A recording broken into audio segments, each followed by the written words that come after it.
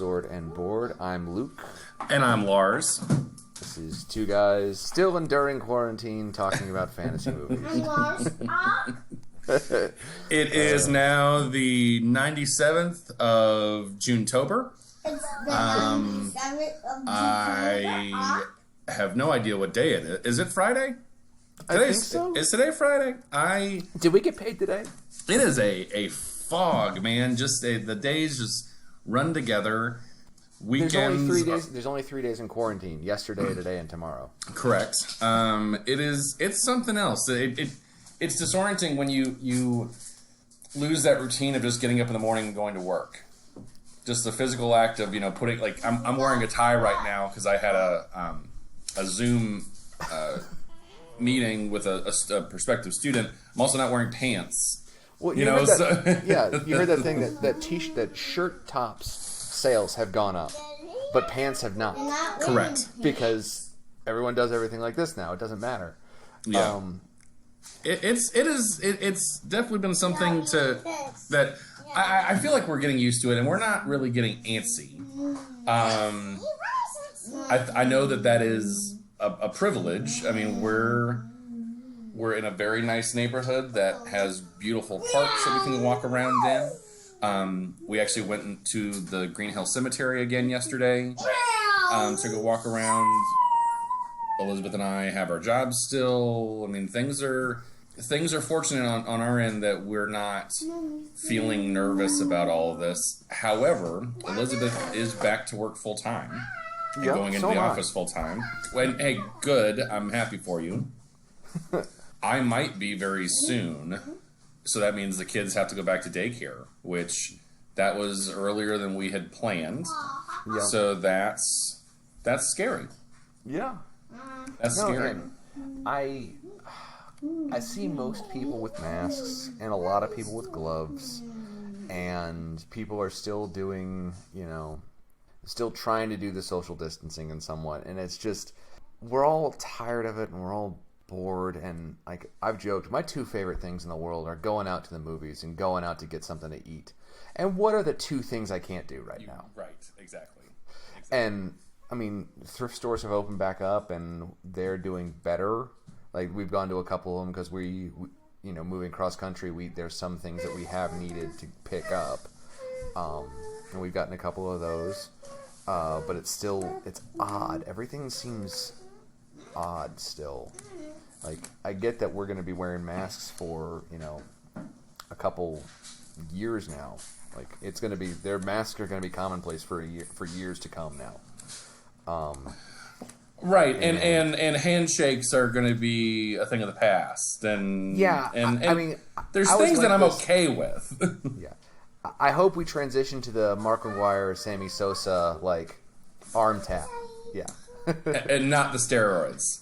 Exactly. and it was Mark McGuire and Jose Canseco. Oh, thank you. I'm sorry. That was that was impressive. That was you did name two sports folks that were connected, so that was good. One, like baseball, and two, that was 47 billion years ago.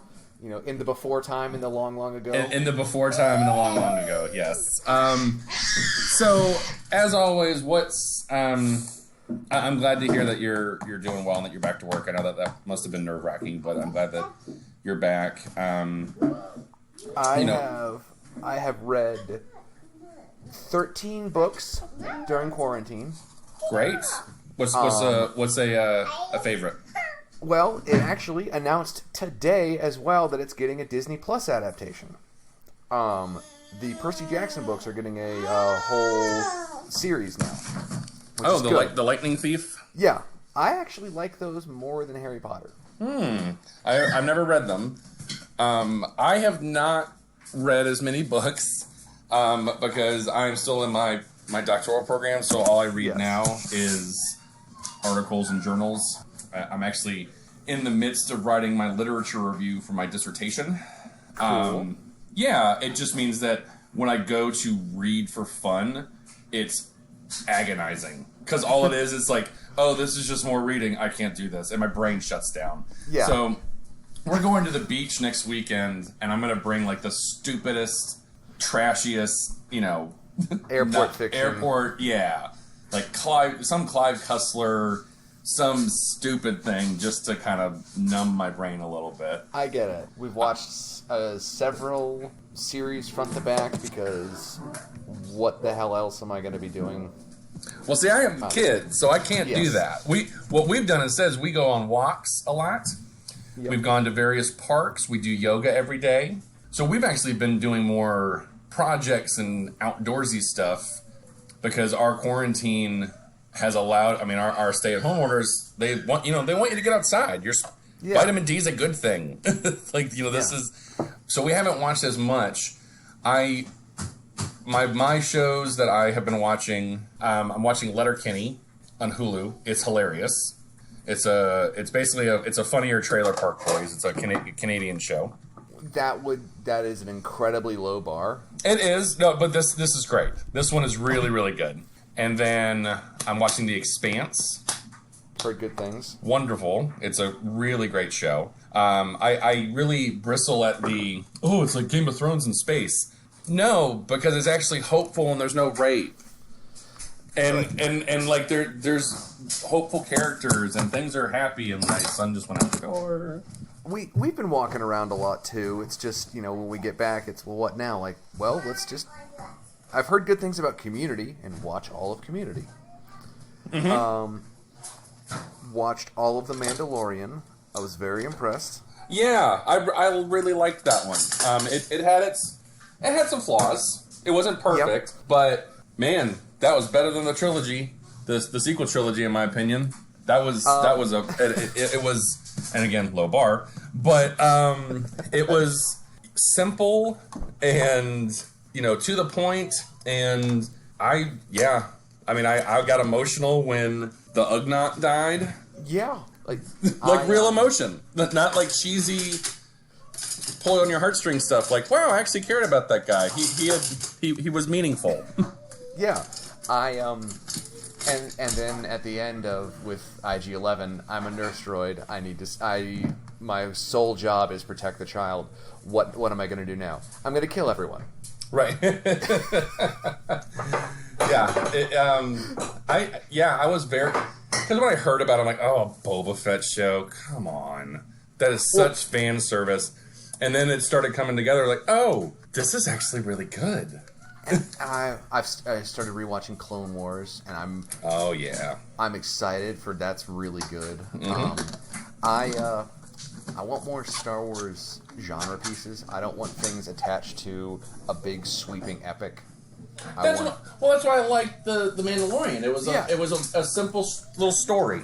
Like one of the best. Most Western. Yeah. It got back to a Western roots. Yeah, because there's parts of Star Wars that don't get a lot of play in the new sequel trilogy. It's all Jedis and most of that even goes back to the prequel trilogies. So prequel and sequel, it's all about the Force and light and dark and good and evil. But there's parts of, the original trilogy where Han Solo's at a spaceport and there's bounty hunters and there's grifters and there's seedy stuff. Yeah. And I like that.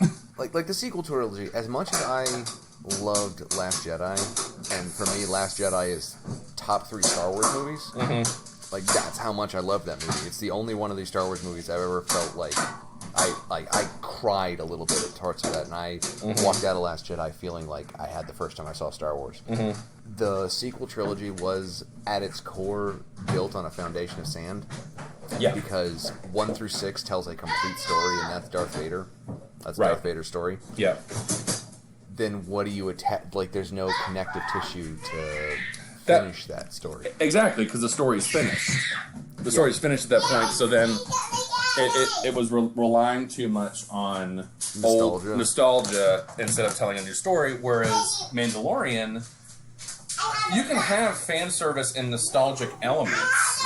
Like the gun he uses, that rifle he uses is the rifle Boba Fett has in the Star Wars Holiday Special. Right. That level of right. But see, the thing is that you can't get away from nostalgia if you're writing a story in Star Wars universe, because there's going to be things that you tie in that are going to tie into the other things. I mean, that's the whole, like, Star Wars by itself is a nostalgic throwback, but there's something I talked about with, when I was watching Clone Wars a while back, the first time I started to watch it, they use a lot of lines from a lot of specific pointed dialogue from the trilogy and from the prequel movies, and not like this is where the fun begins and Mercy Mission and very pointed quotes, and not like I have a bad feeling about this kind of stuff. That's a throwback kind of line. There's very specific pieces of dialogue to the point where, oh, that's a cultural idiom. That's just what they say. Yeah. That's a good point, because there's certain things that come up, and is that just nostalgia, or are they doing it in a very subtle way? And that's, you know what? That's a great segue into what we're going to talk about, Lucas. Subtlety. Okay, so I'm going to say... And the lack of in certain movies that we watched. Yep.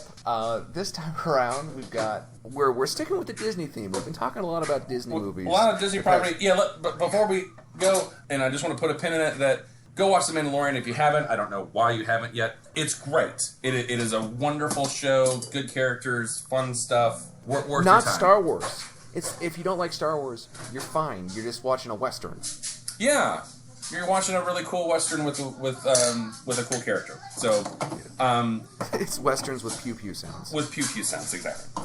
So we watched 3 movies on Disney Plus, and what was the worst one that we watched? We'll do that first.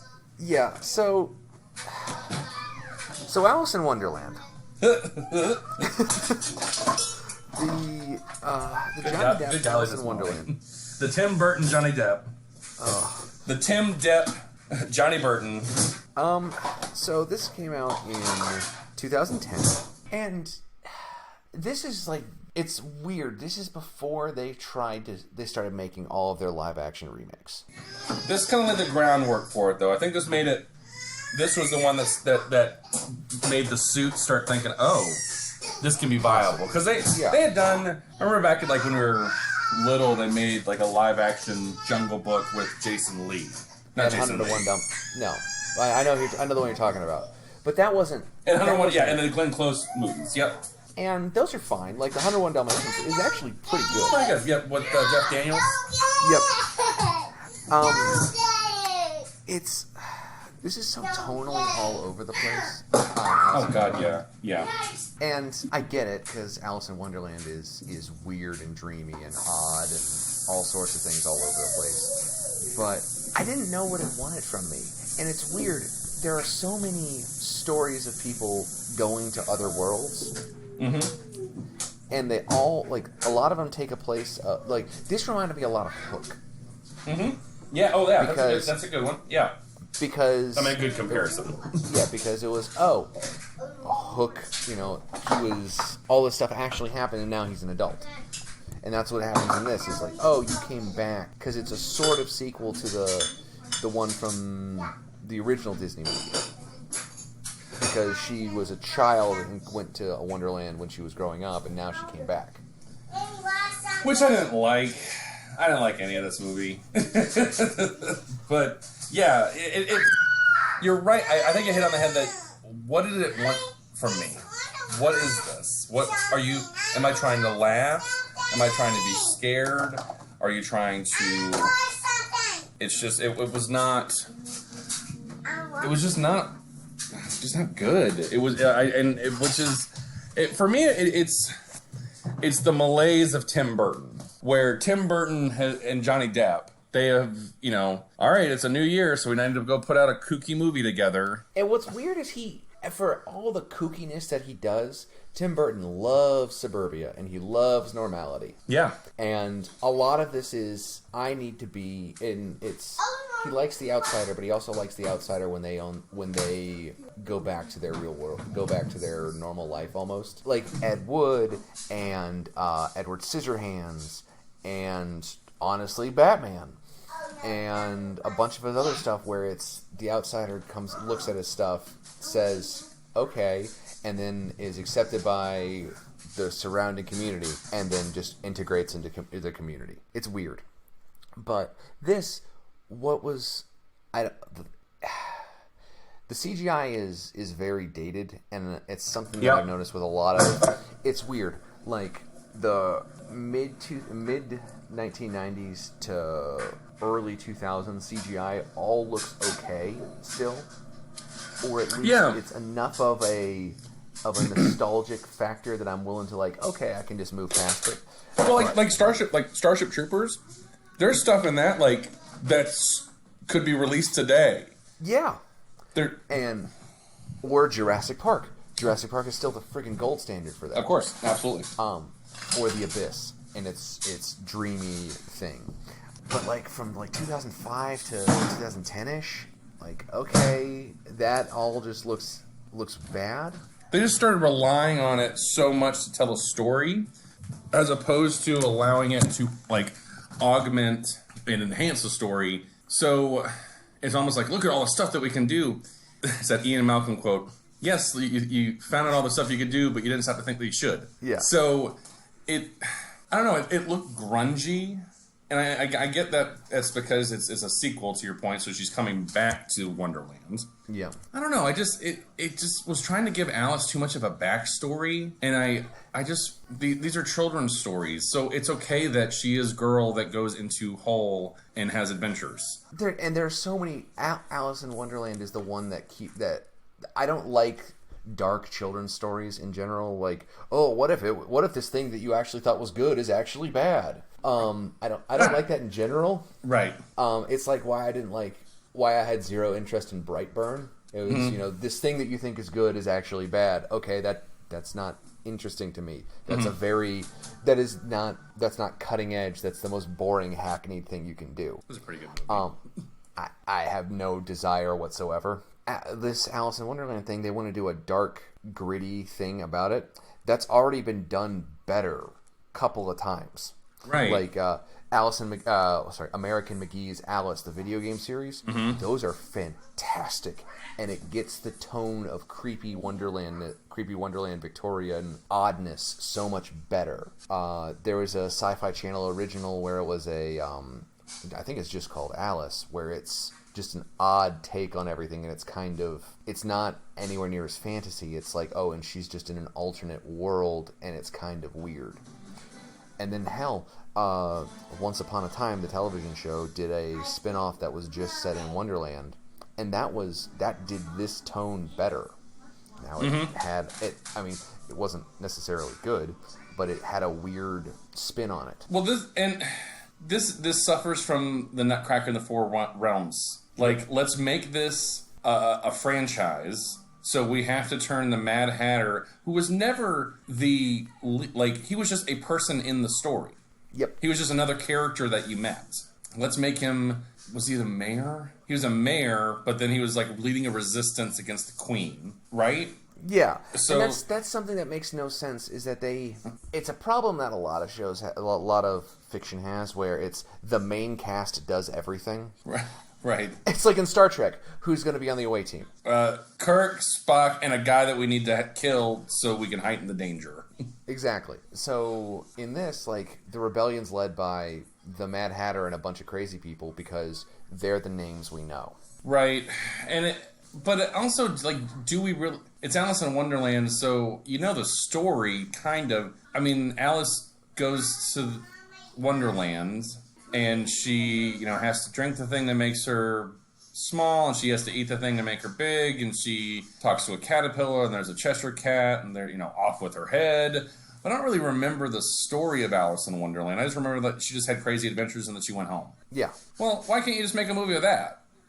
Just have crazy... And why does it have to be this full-scale battle where she's fighting the Jabberwocky in single combat, and she has to, Because the Jabberwocky isn't even technically in either one of them. Jabberwocky's something else. He's in and it's in a poem that's right. in the book, which is even, okay. And it's just tonally all over the place, and I couldn't look at Crispin Glover the entire time because his features are so stretched out just a little bit too wrong. And I get it that they want everyone looking weird, but I didn't care.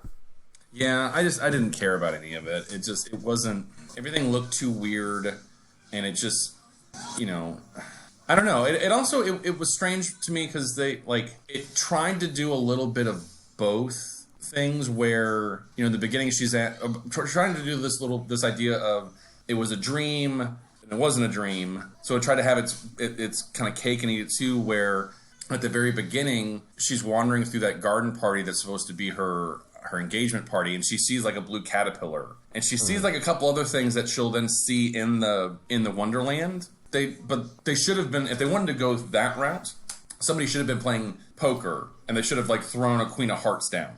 Like if they wanted to go, they had to amp it up as hard as possible. Exactly, like somebody walks by with a top hat, like so she sees Johnny Depp, but not crazy Johnny Depp. They should have done that. That would have made more sense, but because they kind of went in a half measure with it, where she only saw a couple of the things, it didn't. She should have seen Tweedledee and Tweedledum at the party, but they're not grotesque. But she just saw them. Well, that's what those the sisters are supposed to be. Yeah, are supposed to be. Are reminiscent of it, but it's the same thing of like there's so many movies that we watch where a lot of it is right at the end is whoa, this is a serious movie. We can't go that far. And no one, there are so many times where it's, no, this is a movie. You need to lose your mind. We already know that it's fictional. Accept that and go farther from it. And right. We'll talk a little bit about that when we get to the last film. Yeah. Because I got a comment related to that. Okay. I was not impressed. This is my first time seeing it. I'm not looking forward to the sequel now that we've watched this.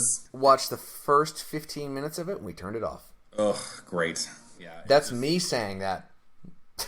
This one was rough. I hadn't seen this since it came out in theaters 10 years ago. Yeah, I had no desire to see it in the theaters because it just was like, oh, it's Tim Burton and Johnny Depp are gonna. But already at that point, I'm like, I'm done. I don't want this anymore. What was an interesting find for us this week, I think, was the Black Cauldron, which I feel like is like that Disney movie that they just want to just make you forget, and for good reason. The Black Cauldron, it's based on a series of books, The Chronicles of Prydain, which are based off of Welsh myths. Welsh myth, yep. So that was interesting that it was actually based on a book series that was actually pretty recent. Like Mary Poppins those came out a while ago. These were in the 60s, like the late 60s. So that's a pretty recent adaptation, for Disney. Most of them they're based on old myths or old fairy tales. So it's funny that they chose this book series to make a movie out of. It's mid-'80s, so it's that weird time in Disney where they aren't making the great classics. What you call it? What was that period of time? I mean, it wasn't the Disney Renaissance. This was just kind of It's the Dark Ages. It's the Dark Ages. Yeah, it's just not good stuff. Well, see, here's what's weird to me is I wish this movie had been done better. Maybe not even been better, but I wish it had succeeded at the box office, because this was during Disney's weird experimental page where they didn't do princess movies. Like, you watch a Disney movie now, you basically know what you're gonna get for the most part. You get some gems that happen, and you get things that change and go around and are different. Like Zootopia, Frozen, Rapunzel, they've been playing with the formula a lot. But for the most part, a Disney movie is going to be relatively these story beats, right? Yeah. And then you've got the Black Cauldron, which, as you said, they want to forget about because it's so wildly different than anything else they've ever done. And what does the future of the Disney company look like if this movie had succeeded and they start taking way more risks in the 80s? Yeah, maybe okay, because this is around the time, I'm just looking this up. So 1985. So, they come out with a bang. They're making, Cinderella. They're making Dumbo. They're making Bambi. They're making Pinocchio. They're making Alice in Wonderland, Peter Pan, Lady and the Tramp, Sleeping Beauty, Sword in the Stone, Robin Hood, and then you start getting to The Rescuers. And then you get to The Fox and the Hound and The Black Cauldron and The Great Mouse Detective, which I love The Great Mouse Detective. Yeah, I think we've come around on Great Mouse Detective culturally, but initially it was not No. Then that, in 89 and into the 90s, that's when you get your resurgence of musicals. But I could see your point that, if the Black Cauldron had done better, they might have gone a different route with a lot of their things. But how much of the success or how much of we need to make Little Mermaid, we need to make Beauty and the Beast, we need to make Aladdin and Lion King came from woof. Yeah, we botched it. We need to do something better. Yeah. So the Black Cauldron, there's a bad guy. He wants a cauldron that has an even bigger bad guy's evil in it, and a pig hand has to stop him, right? Yeah. That's basically it. And hilarity ensues. It's good. Like, it's pretty. I think it's solid. You want to talk about Alice in Wonderland being tonally all over the place. There are parts of this where it's, this is a pretty standard movie. What's it called? This is a pretty standard Disney movie. And then there's Satan resurrecting an undead army to the point where apparently the original cut of this movie was R-rated, and they had to cut it down. Yeah, no, it goes some places. My problem was that it was an inconsistent world to me. That let's take Lord of the Rings. Mm-hmm. The land of the menfolk and the land of the elves and the land of the dwarves and the land of the hobbits, they're all different, but you can kind of see a thread. You can see that all these places are on the same planet, basically, right? I mean, it all kind of looks the same. This one, you've got an anthropomorphic-looking pig and, like, scary dogs and a demon Skeletor, and then the fair folk are glowy, and it looks like a completely different animation studio made them. Yep. So that it's just jarring. It's like, did they just escape from another movie and they're in this movie now? And I had a big problem with the animation in this one because it just wasn't good animation. Yeah, it's very clearly like that something had gone, I don't know if wrong, but you can see a flat background, and then it's very clearly on top of that.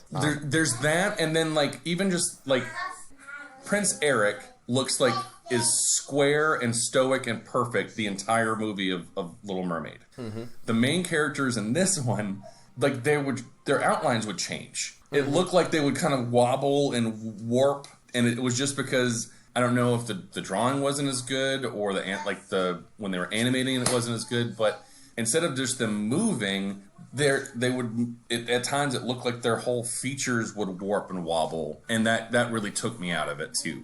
Mm-hmm. I get that I've read and watched and played a dozen, hundreds of fantasy stories where there's the hero, the princess, and the silly bard. Mm-hmm. I get it. Yeah. I mean, we've talked about that. Dragonheart. Fifth Element. Yeah. It's not terrible, but it's so weird to see. Oh, and then there's this old guy who shows up and doesn't do a whole lot. Yeah. Except get almost raped by a big boobed witch. Yep. Can I pluck your harp? Yeah. In a Disney movie? He gets stuck. Yeah. He gets stuck. Like they go on a quest. The pig keeper, the pig can, I guess, find out where the Black Cauldron is. She's psychic somehow. And then obviously the evil warlord, the Horned King, wants to get the pig. Hilarity ensues. They find all these different crazy adventures. They find out where the cauldron is, and there's these three witches. One of them is really endowed, and the bard gets turned into a frog, and then the frog lands in her cleavage, and there's like popping skin on skin sounds, and I'm watching this I'm really glad I didn't show this to the kids. This is a Disney movie, an animated Disney movie. It just was. Yeah. We're getting into heavy metal stage right now of animation. Good lord. And it's not. The thing is, this was fine. It's a lot of one of those where I'll watch this if it's on sometime, and it's got some interesting visuals, and the Horned King is terrifying, and the skeleton warriors that he resurrects are terrifying. This is fine if it was Don Bluth. If Don Bluth this feels very Don Bluth. Yes, this is the best Don Bluth movie he didn't make, and if this was no Disney movie, it was just the Black Cauldron, it would be better. I think it would have been received better. But the fact that it's Disney and that carries weight with it, this one, it lost me. Yep. And, yeah, it's good. But all is not lost. All is not lost. The evening or the week was saved by a little movie from 1988. And I say little because it's Willow. Oh, God. So, Willow's good. Yeah. Willow's really good. Mm-hmm. And every time I watch it, I forget that it's how good it is. Plot of the movie: Moses gets washed down to Willow's village. Turns out that to the Shire, and then they have to take Moses away from Saruman and Sauron. And wait, what? Yeah, baby gets washed down to Willow's village. Willow is he's a farmer who wants to be a sorcerer. He gets selected to take the baby to the first human he finds. Adventures ensue. So you remember Lord of the Elves? Is that the one with the pig, like the Indonesian hobbits? Yeah, it's currently sitting at the bottom, at the worst. You remember how that was viscerally uncomfortable the entire time, and it seemed like everyone was making fun of people? Yes. Okay, this is the exact opposite. Yes, this is empowering. Yeah, and it felt good, and it's fun. Mm-hmm. You mentioned to me that the music in this is incredible. Oh my god. I have a story to tell about the music, but go ahead. Okay, so this is also another James Horner soundtrack, who did Krull, and who accidentally did the Wizards of, what is that dumbass movie? The Deathstalker reboot. Yeah, the Wizards of the Magic Kingdom, yeah. That's it, yeah. So it's got the most incredible soundtrack possible. But what were you saying? What were your story about the music? When we lived in New Orleans, yeah, we lived in Metairie, this little suburb, and there was a parking deck for a hospital right near our place. I would ride my bike up to the top of the parking deck, and then race down it. In my head, I'd hum dun da da dun dun da da dun da da dun da da dun dun dun dun dun dun dun dun. That's like. There's that, and then like their love. It's not the love theme, but the emotional theme. Yeah.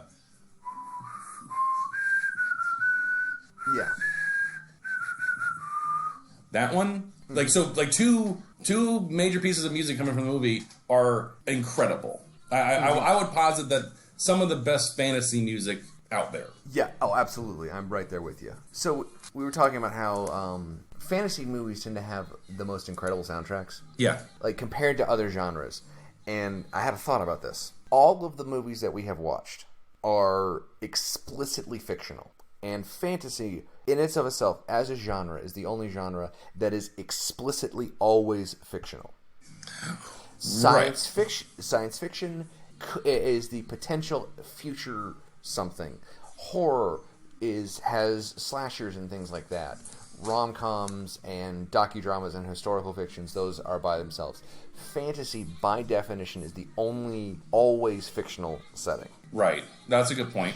And because of that, sometimes you need the help because suspension of disbelief is a thing. Right. And it's an easy way to overcome some of those problems by adding in a rousing, soaring music. If I can find the link, I'll send it. But a while back, I watched a version of Star Wars that doesn't have music. Ugh. It does not work. No. Because there's that scene, Binary Sunset, might be the best single scene in a film ever made. When he comes up and he's like staring off into the sunset, and you see his agony of being left behind in space, and he is like the whole galaxy is doing something, and he's not. And without a single fucking word. Nope. And it relies entirely on John Williams' soundtrack right there, and Mark Hamill's facial expression, but it doesn't work without that song. There's that scene in Empire where they're fixing the Millennium Falcon and Han and Leia are sitting there, and it's this somewhat beautiful romantic moment. You take the music away, and Han is a psychopath. Han comes off as the creepiest person. Wow. Okay. And it's really bad. It's like when we watched Onward, we talked about how everyone has unresolved parental issues, and it uses that to as a framework. Music hijacks that for you a little bit because music is part of the box of filmmaking tools. The music or the absence of music changes how something works. Right, if you put the Benny Hill theme over over Nightmare on Elm Street, it's going to be a different kind of thing. I think you're absolutely right, though, that having that kind of soaring epic music enhances fantasy movies. In particular, a movie about a bunch of little people that are running around. I mean, there's brownies. I haven't seen this movie in a long time, so rewatching it, there's so many great set pieces, and they're different kinds of things, right? So there's Mad Mardigan, an incredible Val Kilmer. Yep. So great.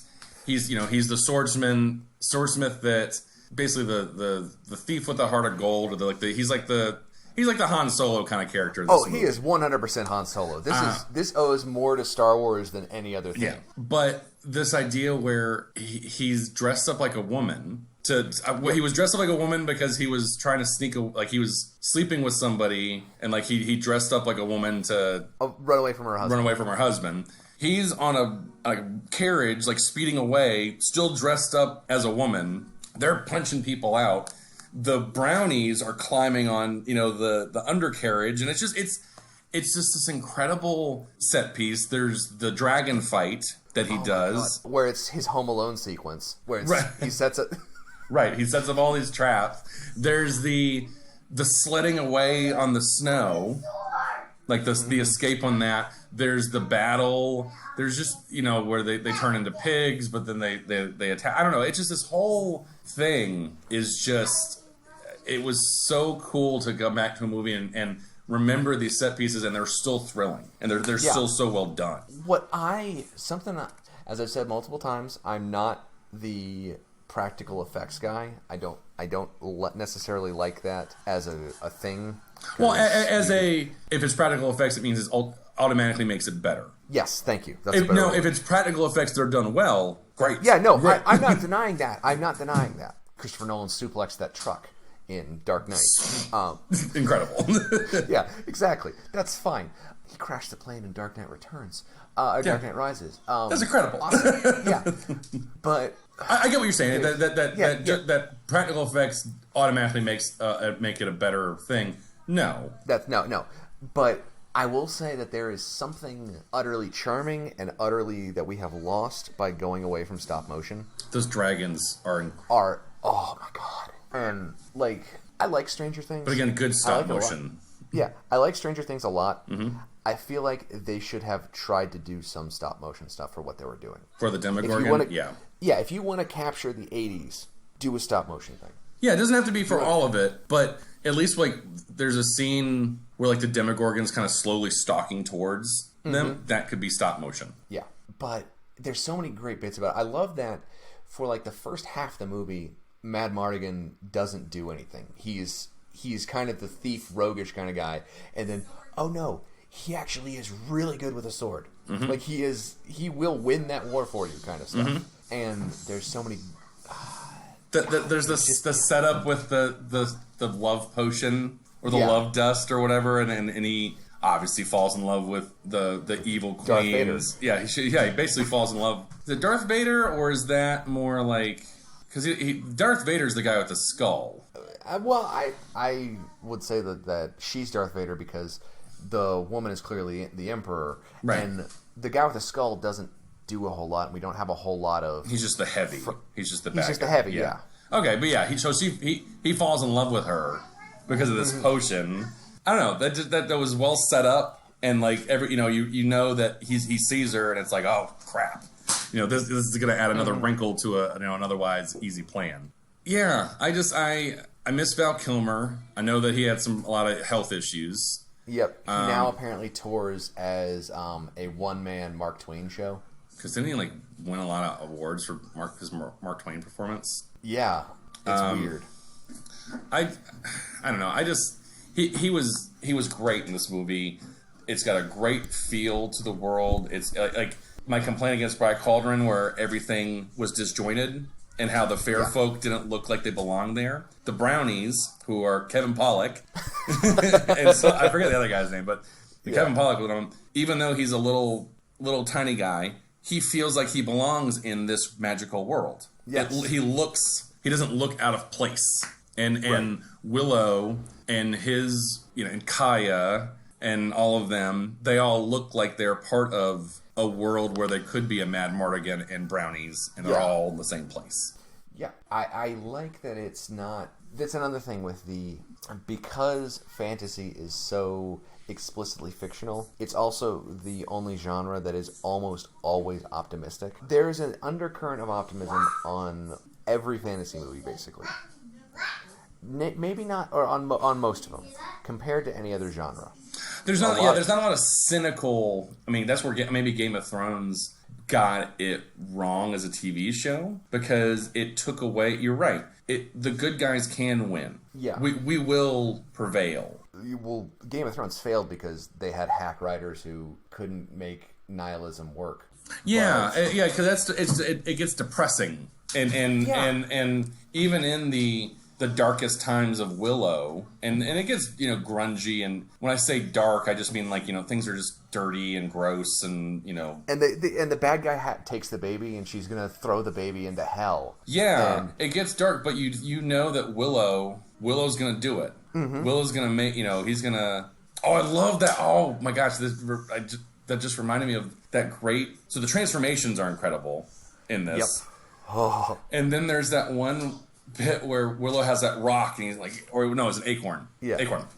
He throws it at the sorceress. She grabs it, and like her hand starts turning into stone, and she's like fighting it off, and it just But at that point, it's like, well, crap. That was all he could do. That was his little ace in the hole. But nope, he believes in himself, and he's gonna. Yeah, and he does the magic trick like that. Like he fools her because she believes she's all powerful, and she doesn't understand how that doesn't get that something simple as a dumb party trick. Right. So he plays to his strengths. Mm-hmm. And again, that's paid off. That's a setup and a payoff, because we see him as a bumbling, aspiring magician back in his village, but now he's able to then fool the most evil person in the land. Yes. I was really looking forward to watching this one. Like when we started this project, I'm like, oh, we get to watch Willow then. Not having seen it in a long time, I'm just like, I have fond memories of Willow. I'm really glad that we watched this one. That was so good. Yeah. And then compared to the other ones, God, night and day difference. Yep. Okay, so let's start with Alice in Wonderland. Or were you going to say something else? No, just I'm stealing myself for just how low we can go. So, I would probably rather watch Nutcracker. Yeah. Okay. Would you rather watch The Last Airbender? Is The Last Airbender better than Alice in Wonderland? Yeah. Okay. Babes with Blades. This is better than Babes with Blades. Okay. All right. What's your floor? What is Black Cauldron definitely not better than? It's better than Weird Man. Yep. I have a soft spot for The Night Before Christmas. What do you mean The Night Before Christmas? I like that one. Oh.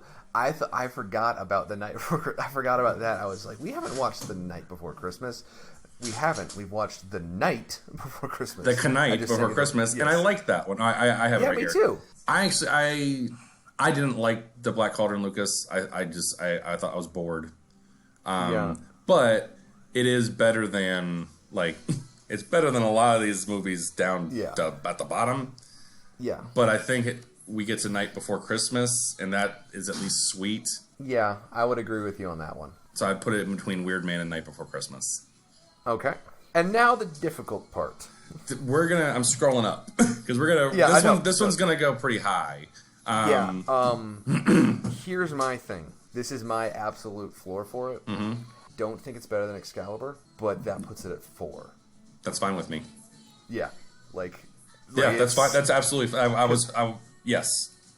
Yep. Because what's above that is Excalibur, Stardust, and Return of the King. And I'm happy with putting this in the top 4. Yeah. Yes. Yeah. because it's incredible. Cool. Good work. Good work. Yes, absolutely. We finished strong. Lucas, where can people find us in our homes? I'm going to keep making that joke until we can leave our homes. But where can they... So, see you guys in 2025. In 2025, yes. Where can they find us on the interwebs? They can find us at Sword in Boardcast on Twitter and Instagram. If you have requests, send us a line on either one of those. We do have an email at Sword and Boardcast. We are on Stitcher and Spotify and Apple Podcasts. And Podbean. And iTunes and Podbean. We should be on Pandora soon. If you have another thing that you like to use, send us that on that. Our art is produced by Wes Forbis. And our theme song, Goblin Road Trip, is by Ryan Boyd. You can find them at Ryan Boyd on Twitter. Currently advertising more podcast theme songs if you have any that you need to do. Lars, do you have anything you want to follow up with? Wear a goddamn mask when you go outside. It really isn't that hard. It is not a statement to be made by not wearing one. You wearing a mask is you looking out for your fellow human beings. And somebody wearing a mask is looking out for you. Don't get annoyed by them. Don't be annoying. No shirt, no shoes, no service. That's not an infringement on you. No. A mask isn't one either. No. Like, if we all wear masks, all those people that are crying out for the economy to open up, it would open up a lot goddamn faster. So, just wear a freaking mask. That's it. Pretend you're a bandit. That's fine. Whatever gets you through the night, just wear a fucking mask. Tip your delivery drivers. Tip your delivery drivers. And, like... really tip them. Like 20%'s the floor. You need to be tipping well. I mean, just be good to each other. Don't be morons. And go watch a bunch of stuff online. There's a unbelievable amount of content right now. So much of it's good. So much of it's good, and we hopefully have narrowed down a couple of them. If you were debating, should I watch Willow or should I watch Alice in Wonderland? The answer is Willow. Every time. Every time. Every single time. All right, have a great one, y'all. All right, bye.